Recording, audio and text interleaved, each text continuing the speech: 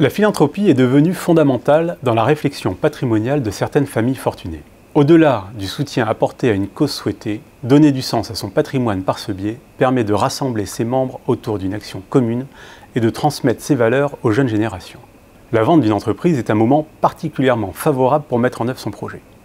D'abord parce qu'à cette occasion, le dirigeant philanthrope peut envisager plus concrètement son idée avec la possibilité de mobiliser, après la cession, des moyens humains et financiers qu'il n'avait pas jusqu'alors. Mais aussi parce que cet événement est une formidable opportunité fiscale pour créer son outil philanthropique.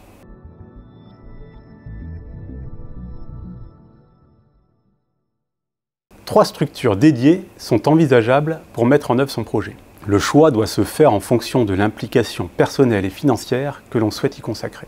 Compte tenu de la lourdeur de la procédure et des délais de constitution, la fondation reconnue d'utilité publique est généralement écartée, dans un premier temps en tout cas. En revanche, la fondation abritée et le fonds de dotation seront tout à fait adaptés et peuvent être constitués rapidement, quitte à préciser son projet post-cession. Le fonds ou la fondation sont des organismes sans but lucratif dont l'objet est de réaliser ou d'aider à réaliser une œuvre d'intérêt général. Une fois le véhicule créé, l'opération consiste à lui donner des actions de l'entreprise avant leur vente pour un montant équivalent à la dotation souhaitée. La réflexion philanthropique doit donc être anticipée car au-delà du nombre de titres donnés à définir, il est nécessaire de constituer le véhicule en amont pour qu'il puisse accepter la donation. Cette chronologie présente alors trois avantages. Tout d'abord, les dons consentis aux fondations reconnues d'utilité publique ou aux fonds de dotation sont exonérés de droits de transmission. Ensuite, la donation efface la plus-value. On rappelle ici qu'en temps normal, la vente d'actions génère une plus-value égale à la différence entre le prix de vente et le prix d'achat. Mais une donation de titres a pour effet d'actualiser le prix de revient à la valeur au jour de la donation et donc d'effacer la plus-value latente. Ainsi, donner une partie des titres destinés à être cédés plutôt que le prix de vente lui-même est beaucoup plus favorable.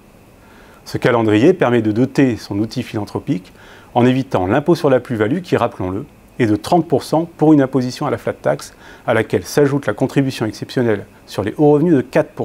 Enfin, une donation réalisée en faveur d'un organisme reconnu d'utilité publique ouvre droit à une réduction d'impôt sur le revenu égale à 66% de son montant, retenu dans la limite de 20% de son revenu imposable.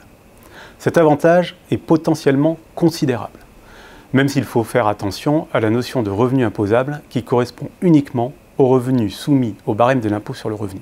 Ainsi, la plus-value réalisée sur la vente du solde des titres en direct n'entre pas en compte dans le revenu imposable si elle est imposée à la flat tax. Au contraire, en cas d'option pour une imposition au barème de l'impôt sur le revenu, celle-ci, nette de l'abattement pour durée de détention, entre en compte dans le revenu imposable et permet donc de maximiser le montant de la réduction d'impôt l'année de la vente. Le choix de l'imposition entre la flat tax ou l'impôt sur le revenu devient alors stratégique. Quoi qu'il en soit, si le montant du don excède cette limite, le surplus est reporté successivement sur les 5 années suivantes et ouvre droit à réduction d'impôt dans les mêmes conditions.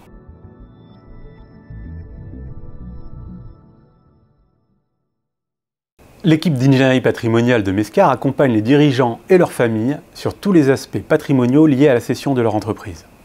Avant la vente, dans la détermination et la mise en œuvre des opérations à réaliser pour atteindre les objectifs définis tout en limitant la fiscalité des plus-values.